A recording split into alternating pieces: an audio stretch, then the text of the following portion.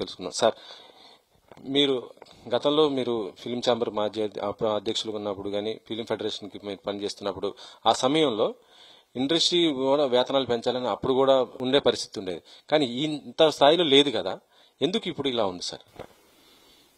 అంటే అప్పుడు కరెక్ట్గా పెంచేవాళ్ళం, సంవత్సరం అయ్యేసరికి పెంచేసేవాళ్ళం, ఒక నెల ట్రీట్గా పెంచేవాళ్ళం. సో మా పర్సంటేజ్ రాసేవాడిని, నేను చెప్పేవాడిని, వాళ్ళంతా వినేవారు, జరిగిపోయేది, సింపుల్గా జరిగిపోయేది. అది ఇష్యూగా పెంచుదాం అనుకునే మంచి మనసు ఉండాలి కదా ప్రొడ్యూసర్కి. సో ఇప్పటికీ లేదని నేను అన్న, వీళ్ళకి కూడా ఉంటుంది. బట్ ఎక్కడంటే 3 ఏళ్ళు అయిపోయేటప్పటికి 30% అంటున్నారు. ఎవ్రీ ఇయర్ 10% ఇవ్వాలి కదా. లాస్ట్ 18లోనో 22లోనో 30% పెంచారు ఒకసారి. మీరు అలవాటు చేసిందే కదా, అప్పుడు తక్కువ ఇస్తామని ఉంటే ఇప్పుడు తక్కువ అడిగేవారేమో. అప్పుడు ఆల్రెడీ ఇచ్చారు కాబట్టి ఇప్పుడు అడుగుతున్నారు. తప్పేముంది, పెరుగుతున్నాయి కదా, కాదు కాస్ట్ పెరిగింది కదా అని అడుగుతున్నారు. అంటే ఇక్కడ మనం వీళ్ళ 30% గురించి మనం మాట్లాడుతున్నాం కానీ అబ్నార్మల్ గా కాస్ట్ ఆఫ్ ప్రొడక్షన్ పెరిగిపోయింది. లాస్ట్ 3 ఇయర్స్ తీసుకోండి, అసలు లాస్ట్ 10 ఇయర్స్ నుంచి ఎవ్రీ ఇయర్ కనపడకుండా కాస్ట్ ఆఫ్ ప్రొడక్షన్ పెరిగిపోతా ఉంది. ఎందుకు పెరుగుతుంది అంటే తెలియదు. అంటే ఫస్ట్ టైం రెమ్యునరేషన్స్ పెరిగినాయి. ఆ రెమ్యునరేషన్స్ గురించి మాట్లాడే హక్కు మనకు లేదు.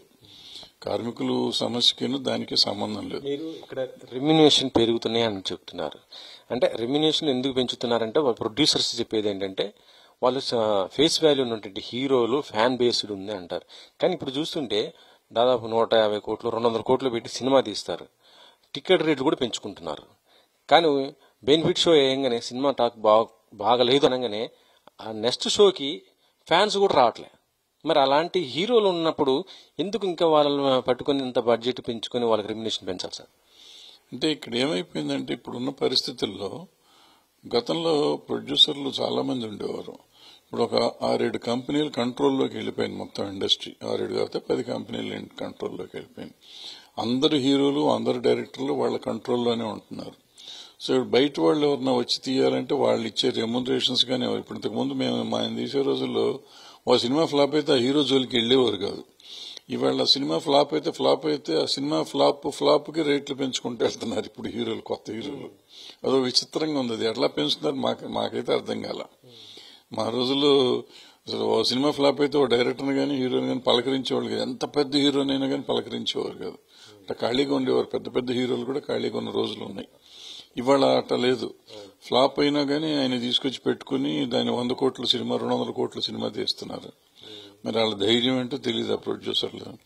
అట్లా కాస్ట్ ఆఫ్ ప్రొడక్షన్ పెంచుకుంటా పోయి ఇవాళ ఇదైంది. సో ఎప్పుడైనా కానీ ఫెడరేషన్ వర్కర్స్ కార్మికులు ఎప్పుడు 10% లో 5 to 10% ఉంటుంది రెమ్యునరేషన్స్.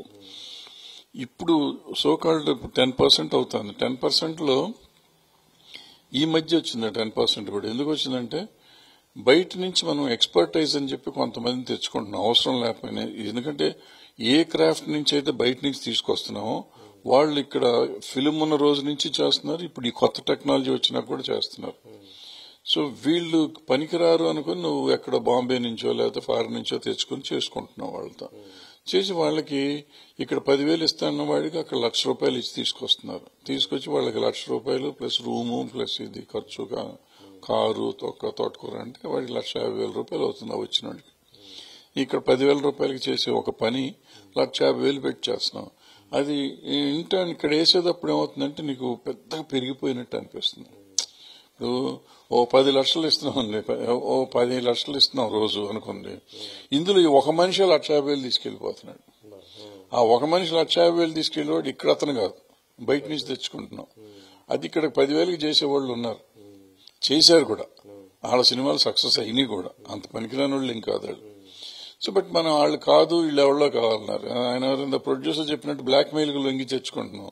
ఎవరు బ్లాక్ మెయిల్ చేస్తున్నారు ముందు చెప్పాలి. కార్మికులు బ్లాక్ మెయిల్ చేయలేదు. ఎందుకంటే నన్ను పెట్టుకుంటే నేను చేస్తున్నానని తెలిసినప్పుడు నన్ను కాదని ఎవరినో తెచ్చుకుని పెట్టుకుని బ్లాక్ మెయిల్ ఎవరు చేశారు, ఎవరు చేస్తున్నారో తెలియదు. ఆయనకి తెలియాలి, చెప్పడానికి తెలియాలి. సో ఆయన చెప్పింది నిజమైతే బ్లాక్ మెయిల్ కి లొంగి వీళ్ళందరూ డబ్బులు ఎక్కువ ఇస్తున్నారు. ఆ డబ్బులు ఎక్కువ ఇచ్చిన డబ్బులు ఇవాళ మనకి ఎక్కువగా 10%లోకి వెళ్ళిపోతాను. సో అక్కడ నష్టం కనపడతాను. ప్లస్ ఇంకోటి ఏంటంటే అవసరం ఉన్నా లేకపోయినా నెంబర్ ఆఫ్ మనుషుల్ని పెట్టుకుంటున్నారు. ఇప్పుడు నాకు 3,000 3,000 ఫిక్స్ చేశారు. నేను ఒకరిని చేసే పనికి 10 మందిని పెడుతున్నావు. నువ్వు 10 మూడు 30,000 అవుతాను. 30,000 ఎవరు ఇవ్వమన్నారు? నువ్వు ఇద్దరిని పెట్టుకుని చేసుకో 6,000కి. అది చేయట్లా. అదొకటి చేస్తున్నారు. మూడోది, మార్నింగ్ 7 నుంచి కాల్ షీట్ ఉంటుంది. 11 దాకా షార్ట్ తీట్లా. 8, 9, 10, 11 అంటే 4 అవర్స్ రోజుకు 4 గంటలు వేస్ట్ చేస్తున్నారు. వీళ్ళు 7ంటికి యూనిట్ వచ్చి టిఫిన్లు తిని కాఫీలు తాగి పడి నిద్రపోతా ఉంటారు అక్కడ. 11ంటికి లే అంటే అసలు ఆల్రెడీ పొద్దున్నే వచ్చి టిఫిన్ తిని నిద్రపోయినాక పని ఎవడ చేస్తాడు? మార్నింగ్ 7 o'clockకి అద్భుతంగా 7 to 11 బ్రహ్మాండంగా పని జరుగుతుంది. హుషారుగా పని చేస్తారు. వాళ్ళు ఆల్రెడీ నీరసం వచ్చేసినాక 11ంటికి లేపి పని మొదలెడతారు.